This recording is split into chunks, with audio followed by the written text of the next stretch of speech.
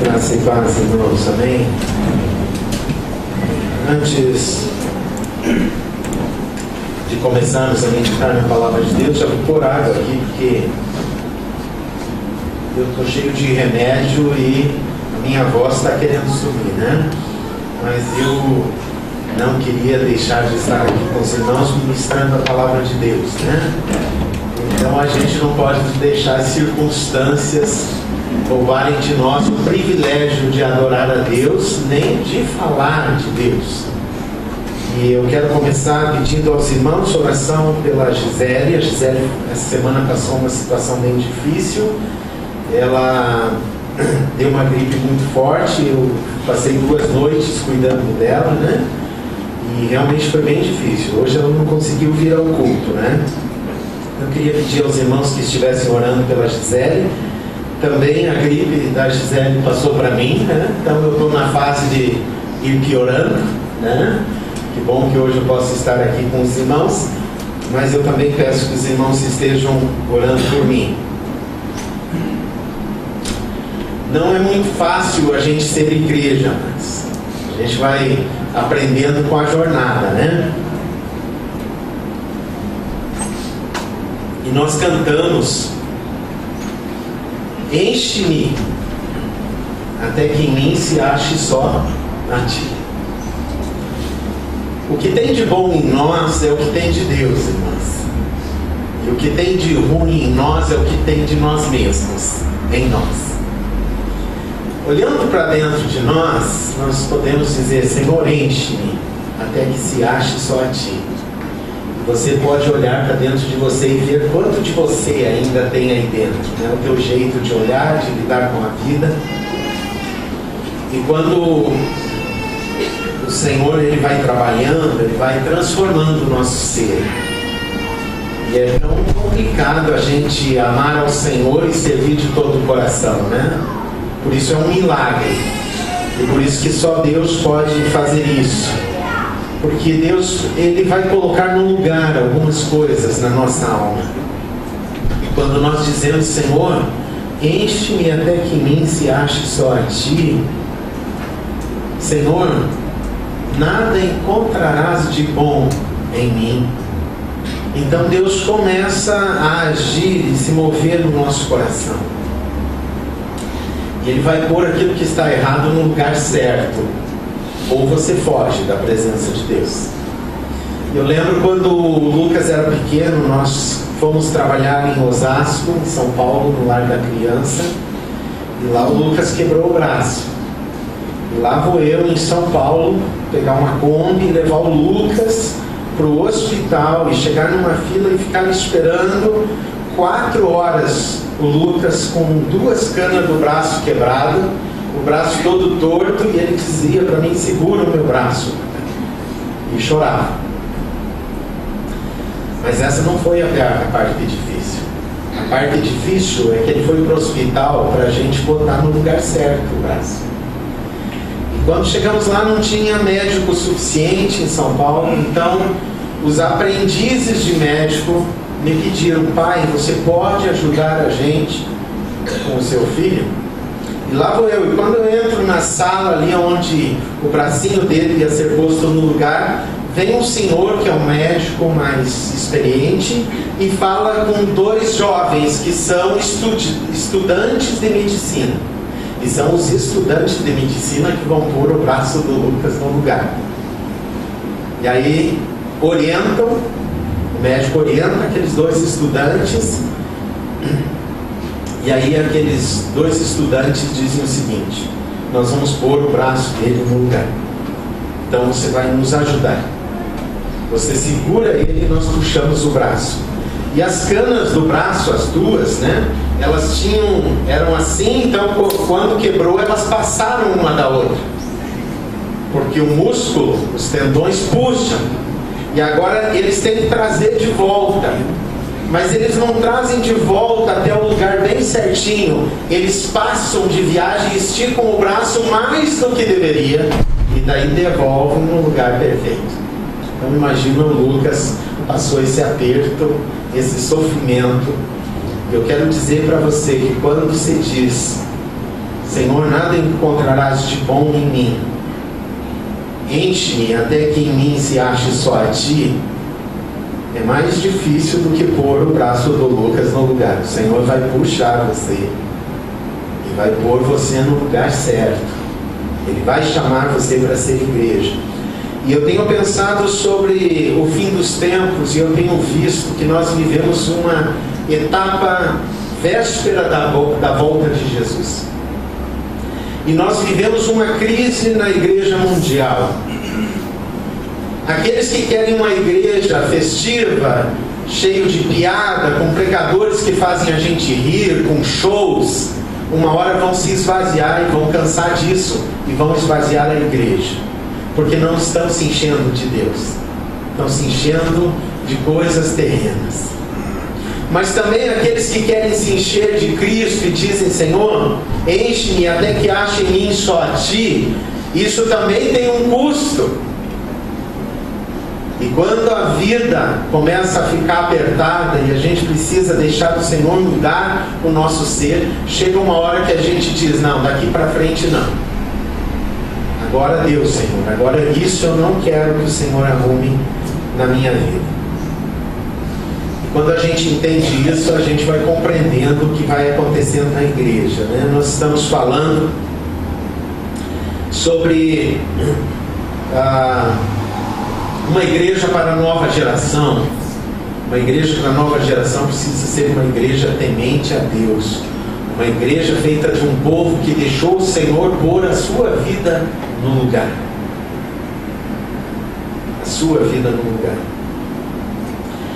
Agora, o desafio para nós esse ano, no nosso tema, é voltar às veredas antigas. Qual é o bom caminho? E andai por ele e achareis descanso para as vossas almas. Voltar ao caminho é voltar ao lugar certo. Mas tem um preço esse lugar certo. Tem um preço. E a igreja é um lugar onde a gente vem para ser transformado. Se nós frequentarmos a igreja e não somos transformados, ou não queremos ser transformados, você vai cansar da igreja, você vai abandonar a fé, você desiste de andar com Deus. A igreja é um lugar de transformação, mas para haver transformação você precisa ter uma fé sincera. Se você não for sincero com a sua alma quebrada e dizer para Deus: Senhor, pode pôr no lugar, pode puxar, e quando Deus vai pôr a mão, você tira a tua vida da mão do Senhor e Ele não consegue pôr no lugar, então vai ficando complicado. Como você vai pôr algo no lugar se a pessoa não deixa? Como pôr o braço do Lucas no lugar aquela vez se ele não deixasse?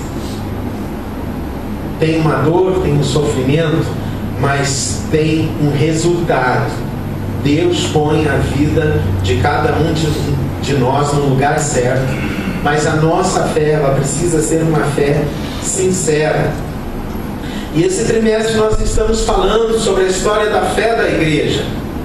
E a história da fé da igreja é a história de uma fé genuína, de uma fé legítima, de uma fé que autoriza Deus mexer na nossa alma. Mas muitas vezes, queridos, nós não deixamos Deus agir na nossa alma.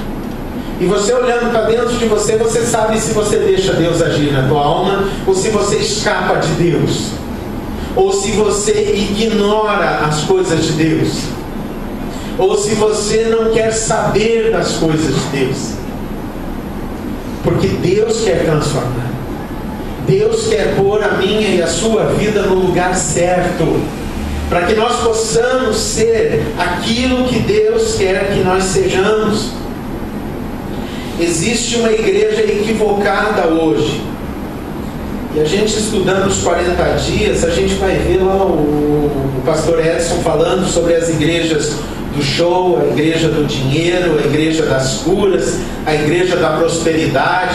Não que isso não possa vir na igreja, Mas ir para a igreja em função disso não vai botar a nossa alma no lugar, não vai botar a nossa vida no lugar. Assim como botar num braço quebrado e fora do lugar uma tala não vai resolver o problema. O braço vai sarar no lugar errado, a nossa alma vai sarar no lugar errado, não vai ser preenchida com aquilo que deveria. Eu sei que muitas igrejas estão cheias de crentes egoístas, crentes que vêm não para se encherem de Deus, mas para se encherem das coisas de Deus. Eu quero bens, eu quero casa, eu quero carro, eu quero uma empresa, eu quero que eu prospere, eu quero ser inteligente, eu quero passar na faculdade. Uma igreja às vezes que esquece o ide de Jesus e fazer discípulos, para dizer para Deus: vinde a mim, porque eu estou cansado. Essa é uma frase de Jesus, não é para nós. É Jesus que diz: vinde a mim, para nós. Mas nós não podemos dizer: Senhor, vinde a mim, porque eu estou cansado. Vem me suprir das minhas necessidades egoístas. Às vezes nós pedimos que o Senhor nos livre no casamento, dê um casamento abençoado, nos dê dinheiro, o Senhor nos dá dinheiro e oramos por isso. Mas eu quero um casamento abençoado para quê? Muitos de nós pedem que o Senhor nos dê um casamento bom para que a gente apenas consuma o nosso casamento. Nós não queremos testemunhar. Nosso casamento está bom, está tudo certo, muito bem, Senhor, muito obrigado. Consumimos a bênção ao invés de repartir a bênção. E quando o Senhor nos enche de bênção, não é para nós consumirmos a bênção, é para nós repartirmos essa bênção. Quando o Senhor nos dá dinheiro porque nós pedimos, e Ele nos dá e nós gastamos apenas para nós mesmos, nós estamos consumindo a bênção. Mas se eu pedir dinheiro para que eu possa repartir com os meus irmãos, então eu estou repartindo a bênção.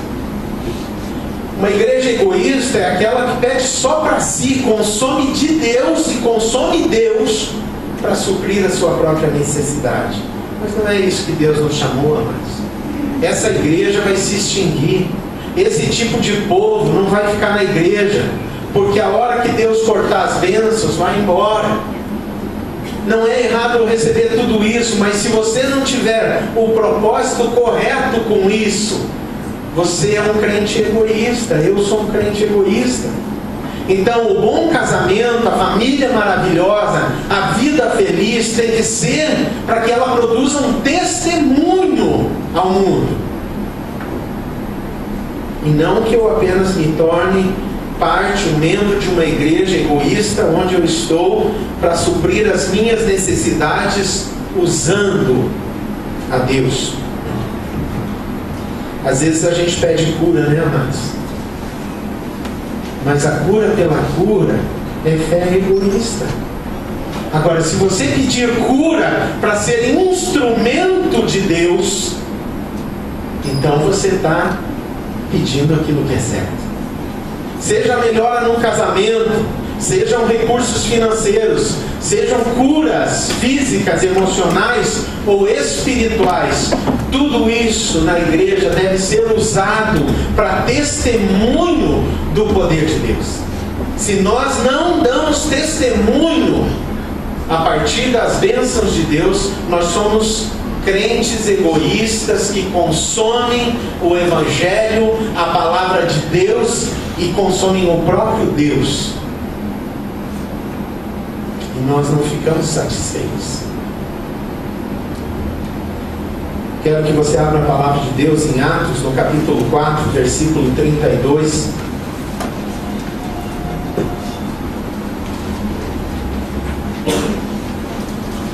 Eu tenho sonhado com a igreja de Atos, amados. A igreja espalhada no mundo está vivendo uma crise violenta, porque a fé egoísta está tirando os crentes da igreja, ou está atraindo cristãos para a igreja. Porque quando não recebe a bênção, sai da igreja. Enquanto recebe a bênção, está na igreja.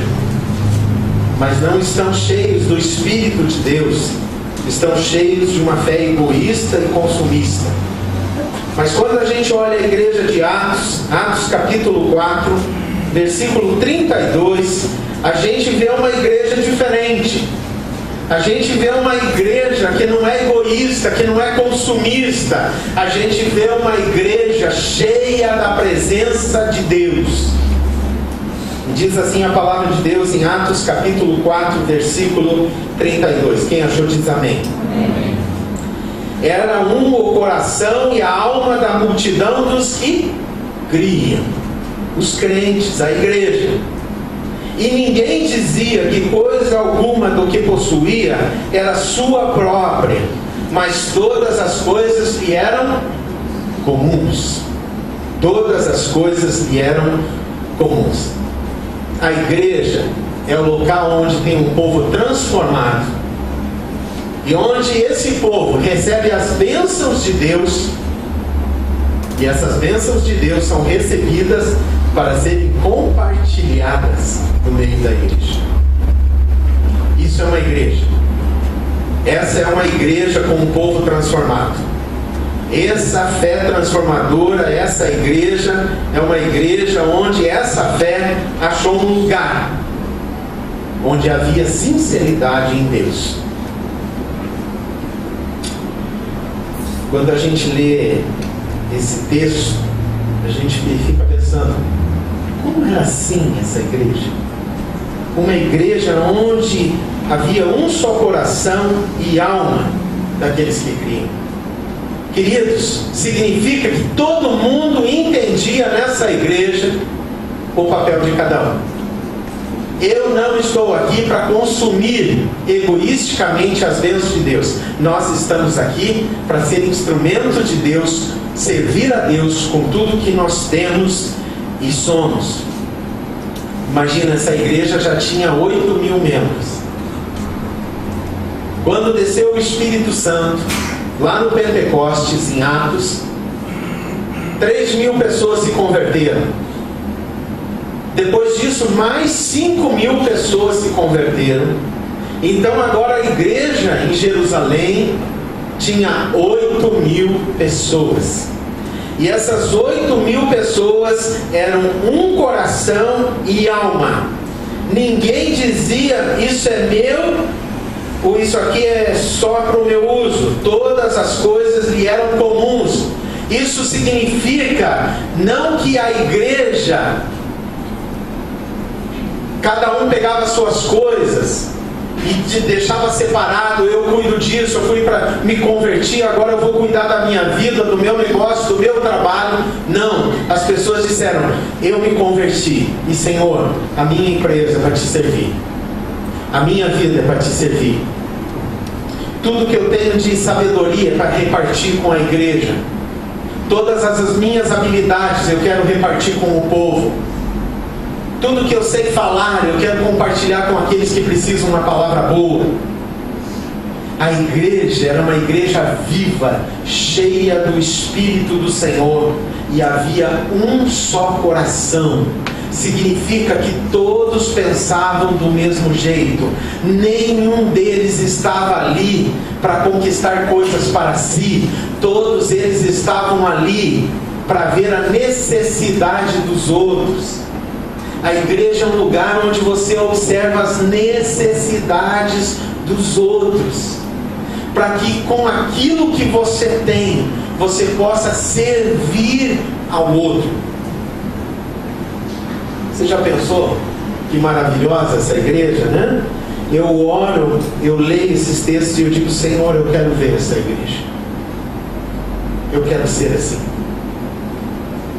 Eu quero ser instrumento sempre. Eu quero usar o que eu tenho e o que eu sou para abençoar a igreja. E é isso que Deus quer com você. Ele quer usar a sua vida para abençoar a igreja, porque isso é a igreja. E essa transformação que o Senhor espera que aconteça na nossa vida.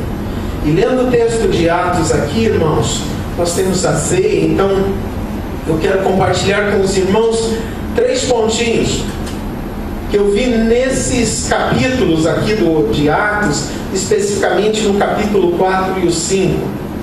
Em primeiro lugar, o coração da igreja está descrito aqui. Em segundo lugar, o coração de alguns da igreja também estão descritos aqui. E em terceiro lugar, o coração de Deus para com a igreja também está descrito aqui dentro. Então, em primeiro lugar, o coração da igreja é esse que bate aí no versículo 32.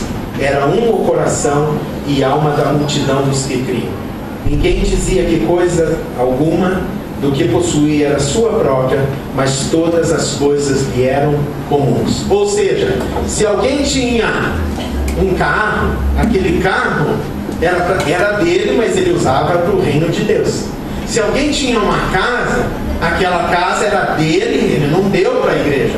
A casa era dele, mas ele usava para o reino de Deus. Se alguém tinha sabedoria, a sabedoria era dele, mas ele usava a sabedoria para as coisas de Deus. E assim, tudo que eles tinham era compartilhado. E o que eles distribuíam e davam na igreja não era que alguém pediu: olha, doe o teu terreno, doe a tua casa, o Senhor vai te abençoar o dobro. Isso é negócio com Deus, isso é fé egoísta. Não, nessa igreja as pessoas ofereciam, elas olhavam a igreja e elas escolhiam o que entregar. E ninguém disse: você tem que entregar, todos têm que entregar. Ninguém disse nada disso. Era o Espírito Santo que ministrava ao coração da igreja de Atos. Mas os irmãos da igreja, eles não olhavam mais para si desde que entregaram a vida para Cristo.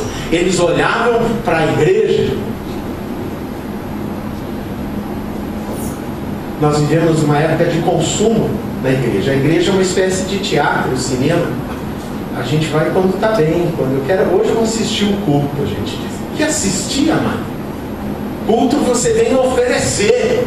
Então, quando você vem na igreja, você diz: hoje eu vou oferecer um culto ao Senhor. Você quer ir oferecer comigo? Você não vem para consumir, dizer: eu vou assistir o culto hoje. É consumismo.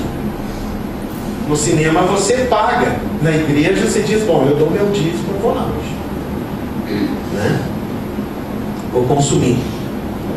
Então, a primeira coisa que nós temos que entender é o coração da igreja de Atos. E o coração da igreja de Atos, a primeira coisa que a gente vê é que era um lugar onde havia graça abundante. Tem o verso 33. Os apóstolos davam com grande poder testemunho da ressurreição do Senhor Jesus, e em todos eles havia abundante graça. Sabe o que é abundante graça, mano? Quando você olhar para a igreja e começar com alegria servir a igreja. Quando tem graça de Deus em mim e em você, abundante, a gente começa a olhar as necessidades dos outros. Sabe quando você faz assim aquela galinhada, um carreteirão daqueles, e sobra muito? Aí você pensa o quê? A primeira coisa que você pensa: para quem eu vou dar isso? Vou dar para o meu vizinho ali, aquele eu gosto daquele, aquele lá, gente fina. Você começa a distribuir. Ou você deixa apodrecer? Não, a gente distribui. A gente distribui. Na minha casa esses dias ainda tem as bergamotas lá, né, e laranja. E aí começou, eu disse: bom, eu vou comer essas bergamotas, né? E aí eu não vencia as bergamotas. Irmãos, eu comia 8 por dia e não vencia. Meu Senhor, o Senhor me abençoou demais com esse pé de bergamota. Eu não estou dando conta. Né? As bergamotas comecei a comer meio azedo para ver se eu vencia, né? Vou chegar no último também docinha. Comi azedo uns dias, já adoçou tudo. Eu disse: e agora, Senhor? De 8 tem que comer 16, mas eu não almoço. O que eu vou fazer? Já sei. Peguei as bergamotas, comecei a encher balde, distribuir. A graça é assim. Chega uma hora que você não vence, né? Tá tão cheio, você diz: e agora? O que eu vou fazer? Eu vou distribuir. E era isso que acontecia na igreja. Os irmãos, o coração da igreja era um lugar onde havia abundante graça. As pessoas estavam cheias da presença de Deus, e elas agora transbordavam, e elas queriam saber alguém que queria graça. Quem precisa de graça? Eu quero derramar essa graça. Aquilo que eu tenho e sou, eu quero contar, eu quero falar, eu quero dizer. É isso que o Senhor nos chama. Quando a gente consome cultos, consome o Evangelho, ou consome Deus para nos suprir, a gente nunca está satisfeito. E o que vai nos tirar da igreja é o fato de nunca estar satisfeito. Você nunca vai ficar satisfeito enquanto consumir egoisticamente na igreja. Nós só estaremos satisfeitos quando a gente sinceramente disser para Deus: enche-me até que em mim se ache só a Ti abundante graça. Transbordamento da graça. E é nessa hora que a gente começa a querer ajudar os outros. Graça derramada, graça transbordante. Mas também o coração da igreja de Atos era um lugar onde se repartia. Uma das coisas que nós temos que aprender, queridos, é generosidade. Ser generoso. Não pode pensar que nem eu vou comer todo esse pé de bergamota. Tive que dizer para o Rafael, que está me ajudando lá em casa: Rafael, pode comer bergamota, né? Ó, laranja também pode comer. Já pensou se a gente desse sempre o que está sobrando? Quanta coisa dava para repartir? Eu já fiquei imaginando aquele dia. Já pensou se um tem bergamota, o outro tem couve, o outro tem laranja, o outro tem... E todas as coisas a gente trouxesse aqui na frente, botasse na escada em baldes ou sacolas? Quanta coisa nós podíamos abençoar umas a vida dos outros. Outro dia eu passei numa casa assim, apodrecendo centenas e milhares daquelas pocã, aquelas grandes assim. E aí eu chego em casa e diz: ah, Edilson, gosto tanto de pocã, onde será que tem? Claro, no outro dia ela fala com o homem: olha, está apodrecendo pocã, minha esposa com vontade de pocã, né? Vou saber quem era o homem, né? Mas entre nós, irmãos, o coração da igreja de Atos era um lugar onde tinha graça e onde se repartia, não as coisas que estavam sobrando, mas aquelas coisas que o Espírito Santo revelava que faltava dentro da igreja. Deixa o verso 34 e 35 do capítulo 4. Verso 34. Quem achou diz amém. Segura aí. Não havia entre eles necessitado algum. Ou seja, em Atos ninguém tinha vontade de chupar bergamota. Estava suprido. Pois todos os que possuíam herdades ou casa, vendendo-as, traziam o preço do que fora vendido e o depositavam aos pés dos apóstolos. Ninguém mandou vender casa. Ninguém disse: venda o teu terreno. As pessoas, vendo a necessidade, impulsionadas pelo Espírito Santo, venderam e trouxeram e depositaram no gasofilácio da igreja com 8.000 membros, e diziam para os apóstolos: esse dinheiro é para as necessidades da igreja.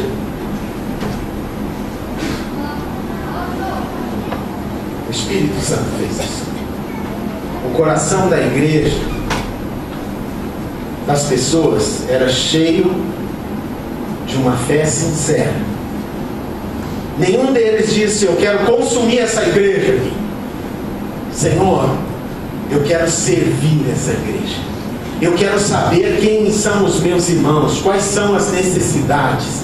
Eu quero distribuir para abençoar a vida deles. Mas como sempre a gente tem um inimigo, né? Se aquela igreja era controlada pelo Espírito Santo, havia o coração de alguns da igreja que não eram controlados pelo Espírito Santo. Eram controlados pelo desejo pessoal, pelo egoísmo. E quando você vai para o capítulo 5, nós vamos encontrar um casalzinho. Como é que era o nome deles? Ananias e Safira. Eles contavam entre os 8.000 membros daquela igreja. Todo mundo querendo servir, todo mundo repartindo, todo mundo olhando a necessidade uns dos outros. E Ananias e Safira, o que eles fizeram? Olha o capítulo 5, do verso 1 ao 10, vai narrar esse fato, mas eu quero ler com você especialmente agora o verso 1 do capítulo 5. Acompanha comigo. Ora, certo homem chamado Ananias, com Safira, sua mulher, vendeu uma propriedade. Ele vendeu. Mas o que ele faz no verso 2? E reteve parte do preço. Ou seja, todo mundo na igreja ia lá, olhava a necessidade da igreja. Ó, a necessidade da igreja está aí. Eu tenho um terreno para vender. E eu vou vender esse terreno para suprir essa necessidade da igreja. Ele ia lá, vendia esse terreno e entregou. Por quê? A necessidade era essa e ele vendia o terreno para essa necessidade. O outro foi lá e olhou e disse: olha, a igreja, estou vendo outra necessidade lá na igreja. Então ele ia lá e ele tinha o burrinho dele. Aí ele foi lá, vendeu o burro e disse: ó, o dinheiro do burro está aqui para os apóstolos, é para suprir a necessidade que ele viu na igreja. Ele não tinha condições de suprir todas, mas ele viu e entregou. E assim cada um foi fazendo. Agora Ananias e Safira diz: olha, é o seguinte, ó, eu não quero ser diferente que ninguém na igreja. O que tu acha, Safira? Ah, eu também. Então o que nós vamos fazer? Ah, Ananias, puxa, eu queria comprar um vestido novo, né? A nossa TV é só de 46 polegadas, vamos pegar uma de 60, né? Ah, Ananias, a gente tem que trocar o carro. Esse carro já tem 2 anos de uso, vamos pegar um novo. Está velho esse carro. Mas o que nós vamos fazer, Safira? Não, Ananias, ninguém vai perguntar para você se é todo o dinheiro ou não. Faz o seguinte, vamos ficar com 3 partes e damos uma. E entregamos lá, igual todo mundo, aos pés dos apóstolos. E a gente entrega para eles. Eles nunca vão saber se nós damos uma parte, se foi a metade ou se foi tudo. E nós ficamos bem na foto. Quando a igreja bater uma foto com 8.000 membros, a gente não vai sair em preto e branco, a gente sai colorido, igual eles, né? Ah, então vamos fazer isso mesmo, vamos fazer esse negócio. E aí o que aconteceu? Às vezes na igreja, irmãos, a gente está na igreja com uma fé egoísta, e aí a gente faz de conta que é crente. Nunca diz irmão, semana inteira. Chegou na igreja, e aí irmão? Paz, irmão. Ô irmão amado. A gente durante a semana não é assim. A gente faz de conta, né? Na hora de orar, de louvar, todo mundo erguendo a mão. Opa, é esquerda, né? Ó, ali tem um se balançando. Vamos lá, né? Vamos sair todo mundo igual aqui na foto.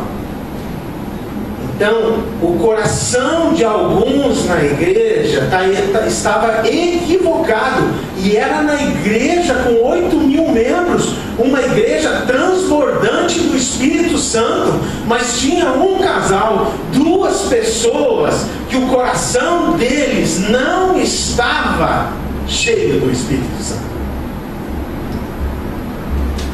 Eu acho interessante porque o nome de Ananias significa aquele que Deus tratou com graça. Ananias é aquele que Deus tratou graciosamente, que Deus deu tudo. E a Safira, né? Lindinha, graciosa de beleza. Deus contemplou a Safira. Você já pensou o mulherão que era a Safira? Coisa linda, casado com um homem rico, abastado, e ela linda, maravilhosa, um casal que muita gente olhava, mas eles tinham um mau desígnio no coração. O coração deles era um coração que fazia de conta. Pode ver o verso 2: e reteve parte do preço. Ananias e Safira era do tipo: faz de conta que ora, faz de conta que lê, faz de conta que serve, faz de conta que vive, faz de conta que ama e faz de conta que se importa. Quando a gente tem uma fé egoísta,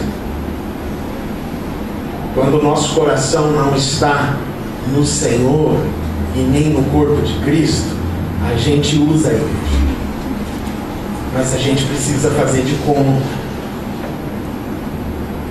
Ora por mim, tá na bênção. Estou precisando de uma ajuda, conta comigo. Mas nunca aparece ajuda. Irmão, a gente está precisando de ajuda lá na igreja. Sim, pastor, beleza. No dia da ajuda, cadê? Não está lá. Um lugar onde se faz de conta. Agora, a igreja é um lugar onde Satanás também faz a sua obra. Eu queria olhar com vocês o capítulo 5, verso 3, quando Ananias vai levar aquele dinheiro e depositar aos pés dos apóstolos. Pedro está lá, verso 3, diz então Pedro: Ananias, por que encheu Satanás o teu coração para que mentisses ao Espírito Santo, retendo parte do preço da propriedade? Verso 4: guardando-a não ficava para ti, e vendida não estava em teu poder, porque formaste este desígnio em teu coração, não mentiste aos homens, mas a Deus. Ou seja, você mentiu para Deus. Você mentiu para Deus. Quando você quis fazer de conta, você não está mentindo para as pessoas, você está mentindo para Deus. Quando você faz de conta que ora, quando você faz de conta que lê a Bíblia, quando você faz de conta que você ajuda, quando você faz de conta que você se importa, quando você faz de conta, você está mentindo para Deus. Você está mentindo para Deus. E não é isso que o Senhor quer de nós. O coração da igreja precisa ser um coração cheio do Espírito Santo, transbordante da graça de Deus, que reparte segundo a necessidade dos irmãos. Qualquer coisa fora disso não é o Espírito de Deus que está agindo, mas é o Espírito de Satanás. E quando você não obedece a palavra de Deus e não se rende ao Senhor, é o maligno que está controlando a sua vida. Ananias e Safira, por causa do dinheiro, eram controlados por Satanás. Tanto que Pedro diz, por revelação divina: por que encheu Satanás o teu coração? Por que encheu Satanás o teu coração?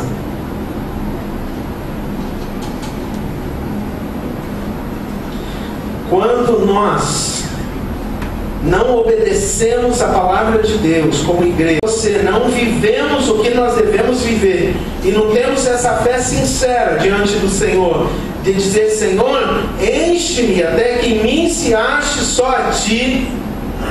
Quando eu então dou lugar para a minha vontade, é querer que Deus aceite a mentira na igreja.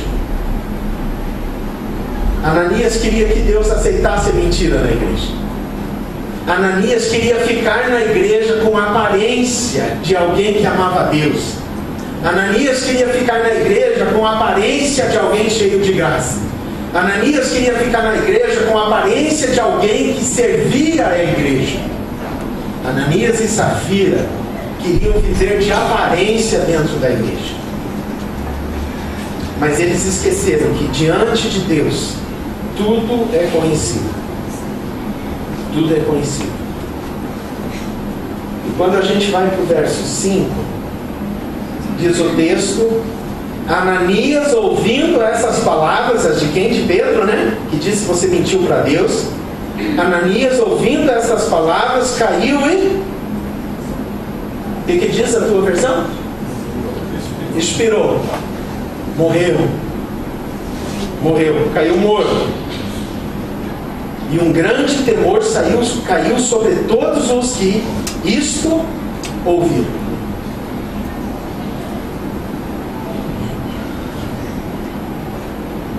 Ananias queria repartir o resto como se tivesse dado tudo.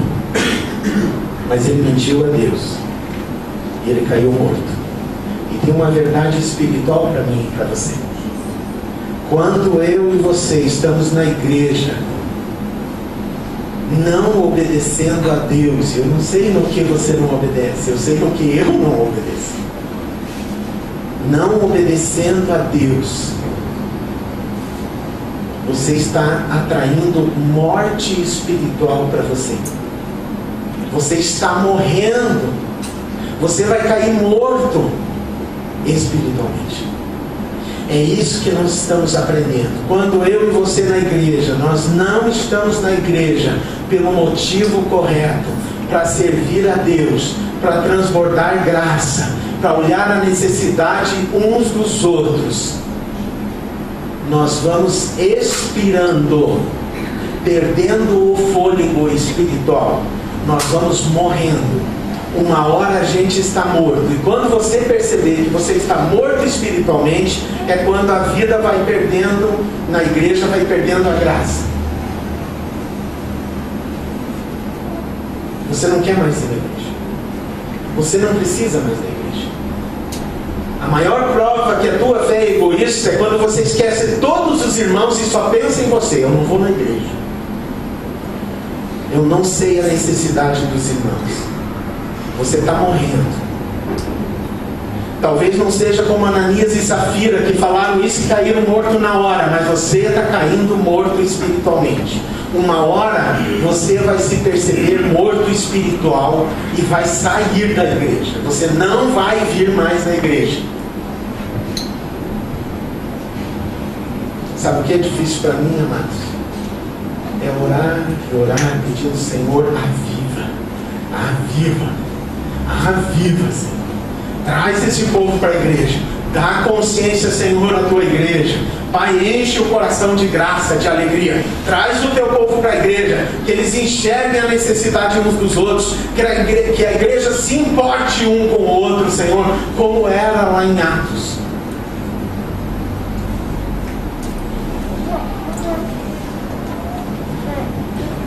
O coração de alguns na igreja de Atos era um lugar onde se repartia o resto. Era um lugar onde se fazia de conta.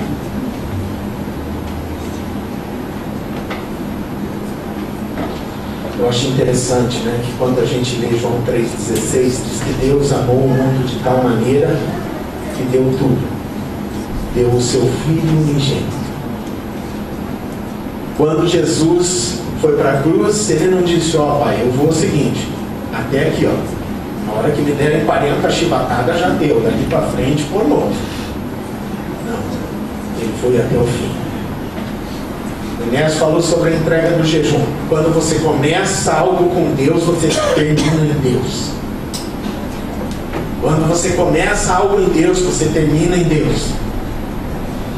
Queridos, a igreja não precisa, a igreja de Jesus não precisa da tua oração. não precisa do teu dinheiro, não precisa que você conheça a Bíblia. A igreja de Jesus, ela é feita por pessoas que, cheios do Espírito Santo, fazem isso de livre e espontânea vontade.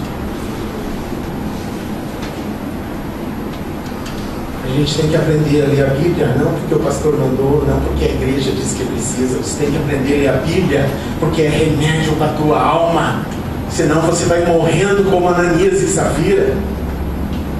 Você precisa orar, não porque o pastor disse, mas porque você precisa estar na presença de Deus. Senão você não vai se importar, nem com você e nem com os outros da igreja. Você vai viver uma fé egoísta. Você precisa descobrir os teus dons, não porque você quer fazer um teste, mas porque você quer usar os dons dentro da igreja. Você precisa dar o teu dízimo, não porque a igreja precisa do teu dinheiro. A igreja não precisa. Você dá o teu dízimo para você dizer: Senhor, eu dependo de Ti. Eu dependo do Senhor. É o Senhor que me sustenta, não é o meu salário. É a Tua palavra que mantém firme nas tribulações, não é a minha habilidade de lidar com problemas. É o Senhor que faz isso na minha alma.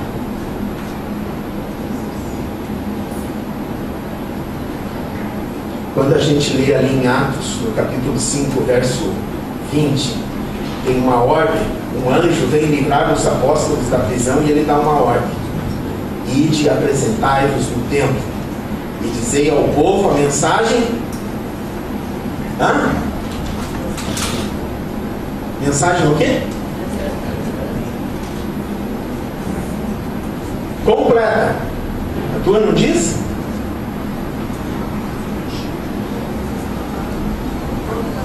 Todas as palavras. Tá? A minha versão diz assim, ó: apresentai-vos lá no templo, lá na igreja, e digam para o povo a mensagem completa dessa nova vida. Às vezes a gente quer que alguém se converta, o que a gente faz? Vai com um pedacinho da mensagem. Qual é?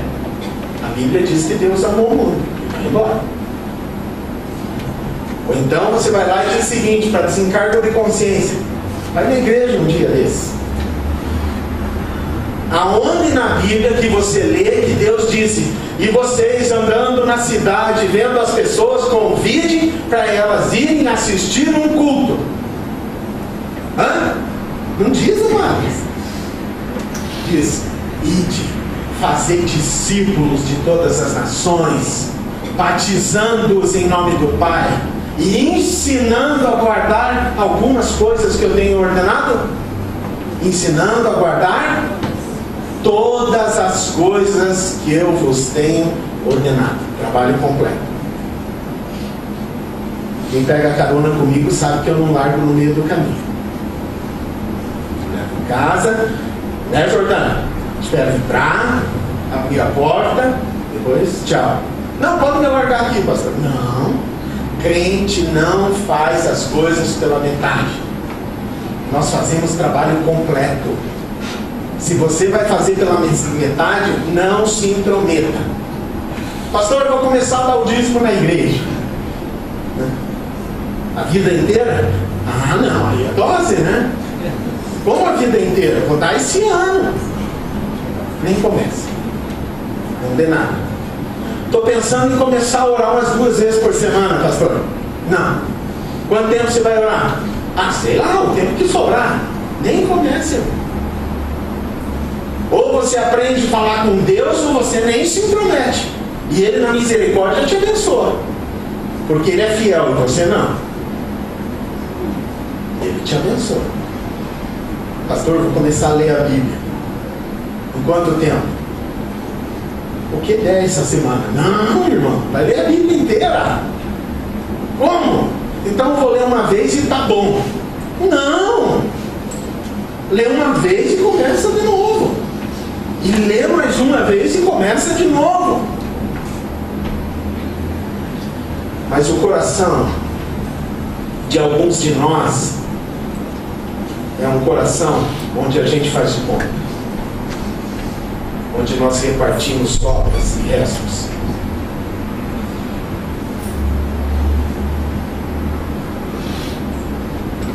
Viver não faz de conta vai te levar à morte espiritual. É duro para mim dizer isso. Ou você assume com Cristo, ou caia fora. Ô pastor, você está mandando o povo embora? Não. Eu estou chamando para dentro. Eu estou dizendo, assuma. Assuma em Cristo.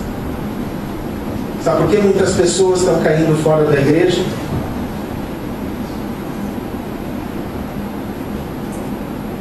Fé egoísta, irmãos. Eu assumi um compromisso com Deus de viver uma fé genuína. E eu, Enéas e outros estamos ensinando a igreja a viver uma fé genuína. Sabe por quê? Quando Jesus voltar, eu sei que eu vou subir. Eu sei que eu vou subir. Eu me importo com os irmãos. Eu oro pelos irmãos. Eu oro dia após dia. Aonde os irmãos estão, Senhor, que lá eles dêem um testemunho do Teu poder, da Tua graça. Lá no trabalho agora, Senhor, vai lá e ministra da boca do Senhor para os Teus servos, para os Teus filhos, Senhor. Muda o coração deles. Dá perseverança, dá força, dá graça, dá avivamento, Senhor. Anima esse povo.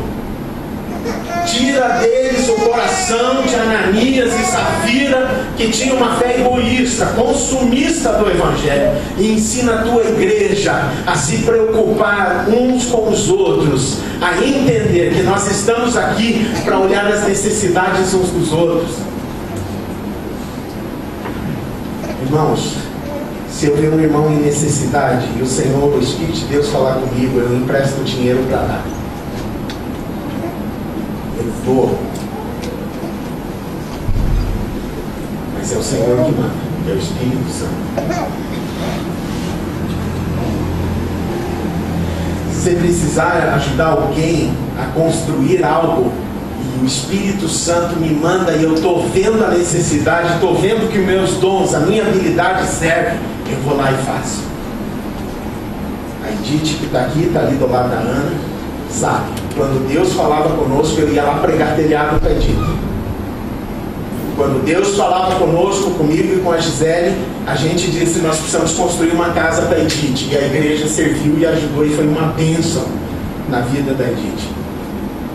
Quando Deus nos mandou, eu fui. Quando Deus me mandou visitar um casal que não vinha mais na igreja, eu fui. Eu disse, eu estou aqui por mandato de Deus, porque o Espírito de Deus me mandou ministrar na tua vida. Mas quando a gente vem para a igreja e consome, a gente sai reclamando. Não gostei do louvor. Só o João do GC hoje. Bem sem graça, viu? O pessoal não encantou direito. Né? E o pastor hoje com ceia ali, eu ainda estou vendo a palavra, quase não tive coragem de tomar ceia. Né? Queridos, por último, o coração da igreja então foi um, né? O coração de alguns na igreja, que eu espero que não seja o teu, e se você está nessa, caia fora dessa, venha, se assuma com o Senhor, porque senão você vai morrer espiritualmente. O que deve avivar o teu coração não é quanto grito nós damos aqui, é quanto o Espírito Santo grita o teu nome e chama você para Ele. Quando você entrar na presença de Deus e sentir a glória de Deus e o Espírito Santo, você se desmonta sozinho na presença de Deus. E ali você pode ficar horas e horas, porque você está experimentando o melhor da igreja, que é a presença do Espírito de Deus na tua vida. O culto é uma expressão da minha intimidade com Deus.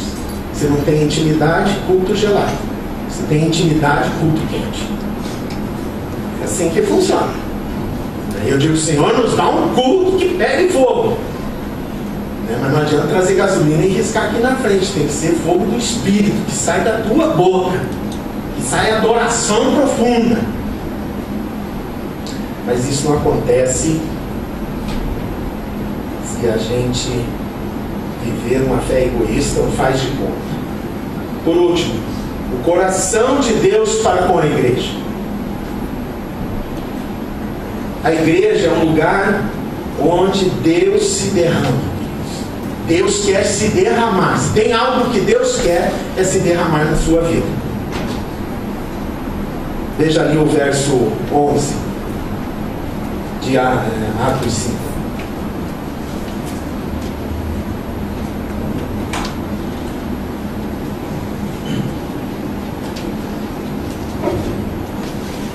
Vamos lá.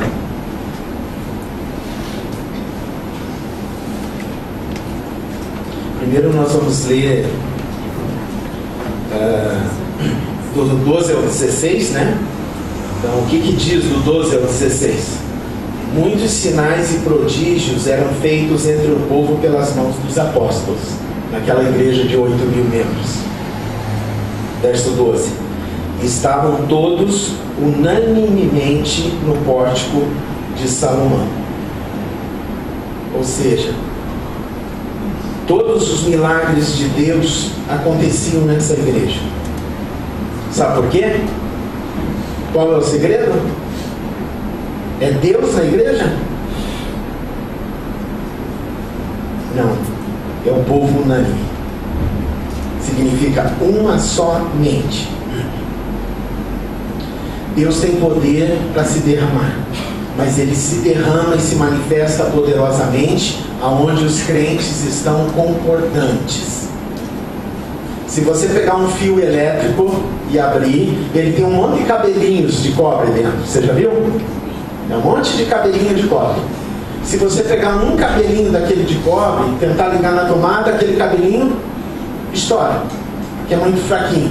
Mas se você pegar uma porção deles e fizer um cabo grosso, você pode pôr em qualquer tomada e por ali vai passar muita energia.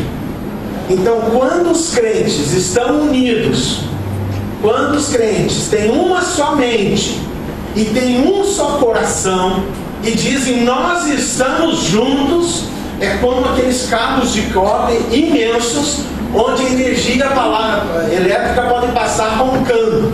Você já ouviu o ronco da energia elétrica? Fica embaixo de um desses postes imensos na viagem, você para ali, você vai ouvir o som da energia. Faz não tem motor, é a energia passando pelo fio, aqueles cabos grossos. Quando o povo de Deus está unido e quer servir a Deus, o Deus se derrama e o som da presença de Deus toma conta do lugar. Muitos sinais e prodígios eram feitos entre o povo pelas mãos dos apóstolos e estavam todos unanimemente no pórtico de Salomão. Ou seja, eles não saíam de lá, eles ficavam juntos na igreja. O pórtico de Salomão é o hall de entrada do templo. Eles estavam todos os dias lá, a igreja estava junto todos os dias, porque eles queriam ver Deus se derramando. Deus se derrama quando nós estamos juntos e não há fé egoísta, quando há uma fé sincera, um quebrantamento. Então o Senhor se derrama. E a igreja unida é o lugar onde o Senhor se derrama. E Ele se derrama, mas Ele precisa da sua fé sincera para que Ele possa se derramar através de você e de cada um de nós. E o dia que nós entendemos isso, que nós precisamos estar juntos para que haja o poder de Deus entre nós, você vai desejar vir ao culto sempre. Eu quero ver o poder de Deus. Eu não quero enfraquecer o corpo de Cristo com a minha falta.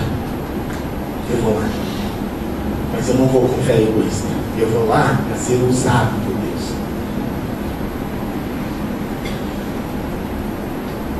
O coração de Deus para com a igreja é um lugar onde Deus se derrama e também é um lugar onde Deus se reparte.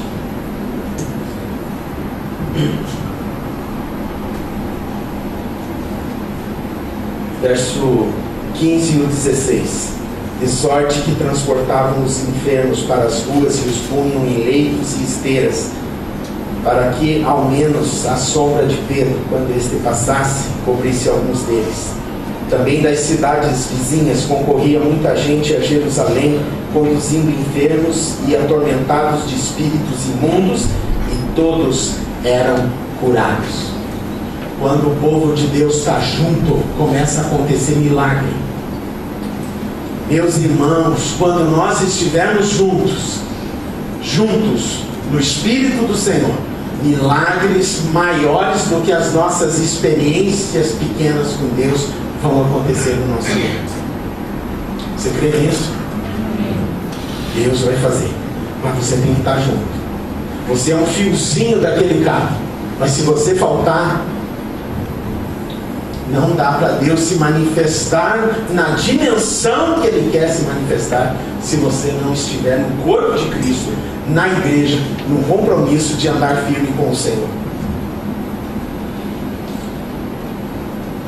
Eu acho interessante nessa parte do coração de Deus com a igreja, porque depois que Ananias e Safira morreram, o que aconteceu? Diz o verso 11 que houve grande temor em toda a igreja. A igreja começou a dizer: gente, nós temos que andar junto, não dá para ter uma fé egoísta, vamos nos quebrantar diante do Senhor, vamos deixar o Senhor agir na nossa vida. Mas também houve um temor em quem?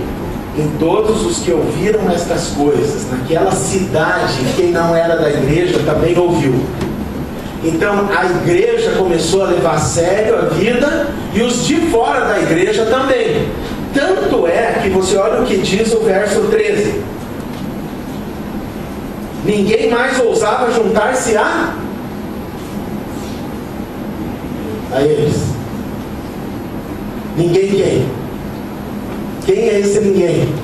Ninguém queria ir mais para a igreja, irmãos. Caiu o morto Ananias e Safira: não vou. Quem que não queria ir para a igreja? Quem tinha fé egoísta, quem tinha uma fé equivocada, quem tinha uma fé comprometida. Eles sabem uma coisa: a igreja não é lugar para mim. Eu quero dar golpe lá, mas se eu for lá eu vou morrer, não vou ficar do lado de fora. Não, quando eu tiver convicção que eu vou começar algo e vou ficar até o fim, eu vou para a igreja. Amados, é melhor isso do que meio termo. Então havia um povo que diz: não, eu não vou mais juntar com eles lá. Embora o povo estivesse em grande estima. Diz: olha que bênção, eles levam a sério, estão tudo vivinho lá, olha a alegria. Mas eu não vou, eu estou comprometido com o pecado, eu estou comprometido com mentira, eu estou comprometido com falcatrua, eu faço um monte de coisa errada, eu não vou lá. Mas às vezes a gente faz tudo isso e está na igreja. Eu sou assim mesmo, Senhor, mas o Senhor tenta misericórdia. Irmão, tem que mudar. A igreja é um lugar de gente transformada, um lugar de gente com fé sincera. Você pode ser o maior caco dessa terra, mas você tem que dizer: Senhor, eu não quero. Eu quero o que o Senhor tem para a minha vida. Agora veja o verso 14. Se por um lado ninguém mais queria se juntar à igreja, o 14 diz assim: a multidão dos que criam no Senhor, tanto de homens como de mulheres, crescia cada vez mais. Quem são esses? Aqueles que olharam e disseram: essa igreja é séria. Não, eu estou procurando mudança, eu vou para essa igreja. E o povo começou a chegar. Agora, se a igreja não se posiciona, não tem pessoas posicionadas, se a gente não, na igreja, não se coloca à disposição do Espírito com uma fé sincera, a gente está levando gente para o inferno. Tem gente que pode ir para o inferno por causa de você.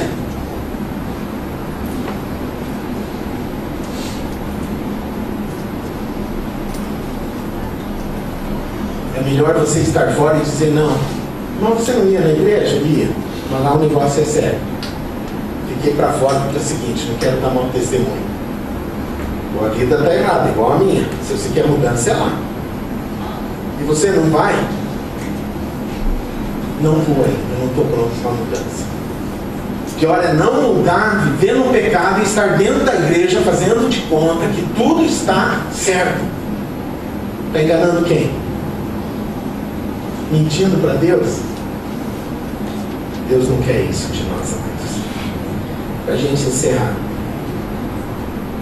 eu quero dizer para você o seguinte: não existe nada que Deus não possa fazer na sua vida, mas Ele não quer que você seja alguém como Ananias e Safira, que dá o resto, que faz de conta.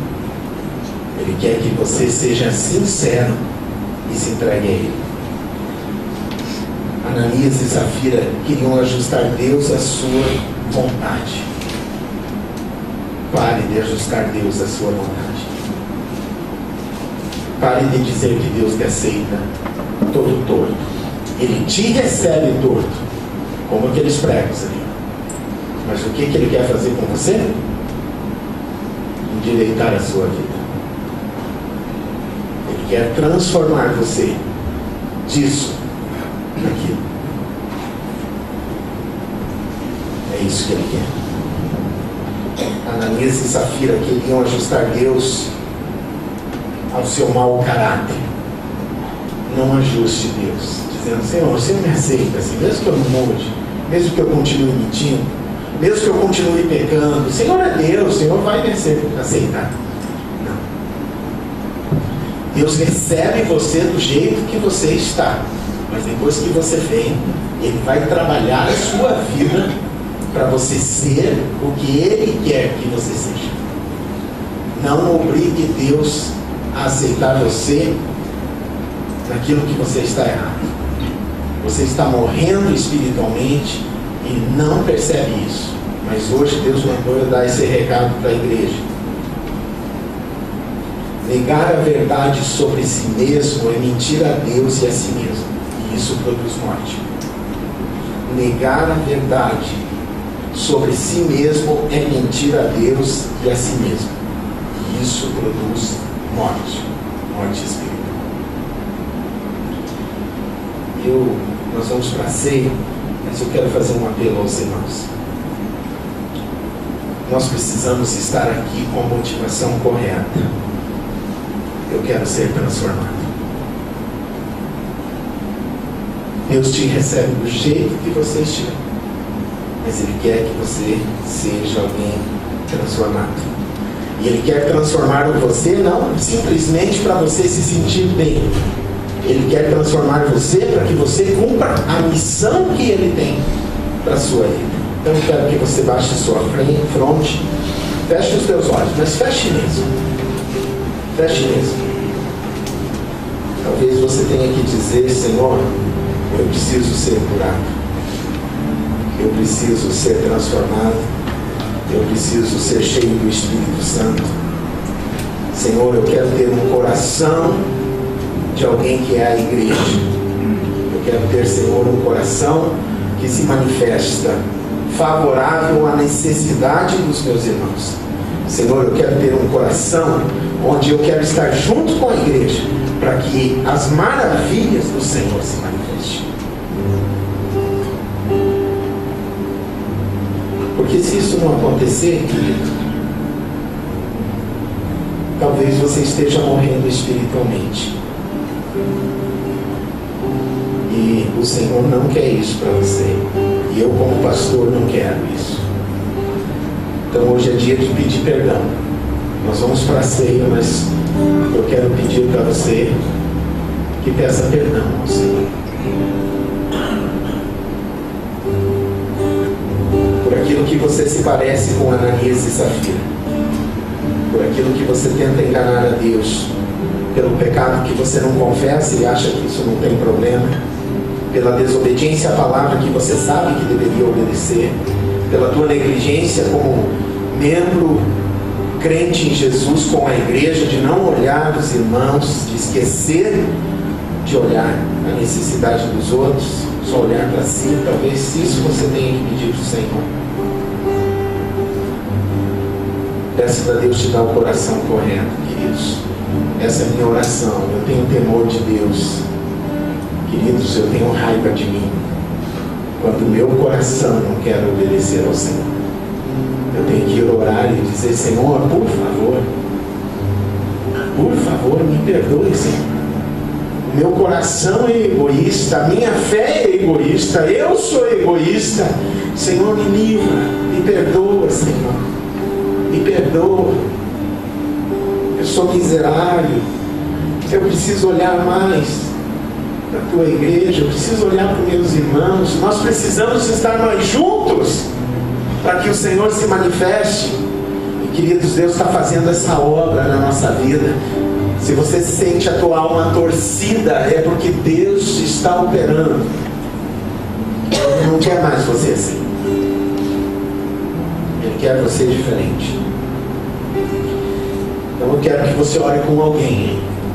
Tá? Nós vamos para a ceia. Eu quero que você ore com alguém. Sente do lado de alguém, ou peça para alguém orar com você e peça perdão para Deus ao lado dessa pessoa. Ore aquilo que o Senhor pôr no teu coração.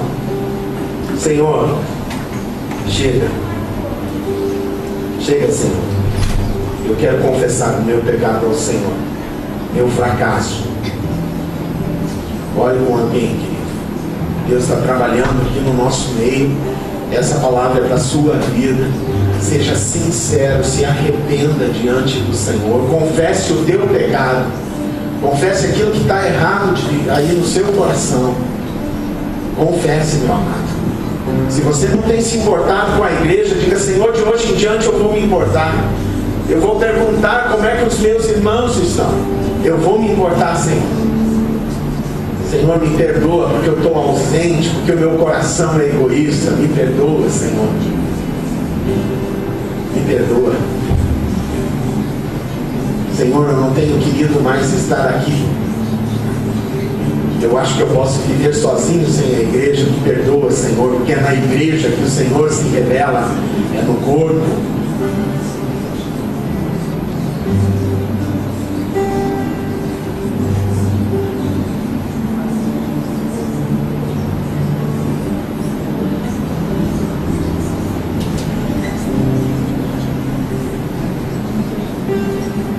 Não tenha vergonha de chorar. Não tenha vergonha de confessar. Não tenha vergonha.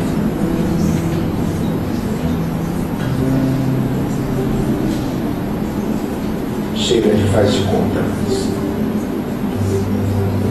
Chega de brincar de crente.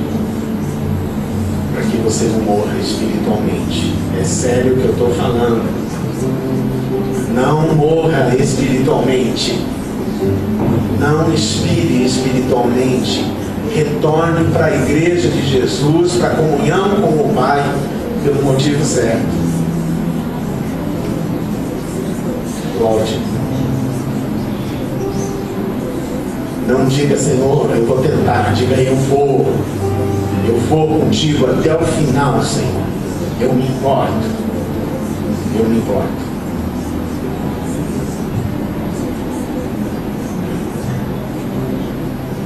Pai, nós te agradecemos, porque o Senhor é Deus poderoso, Pai.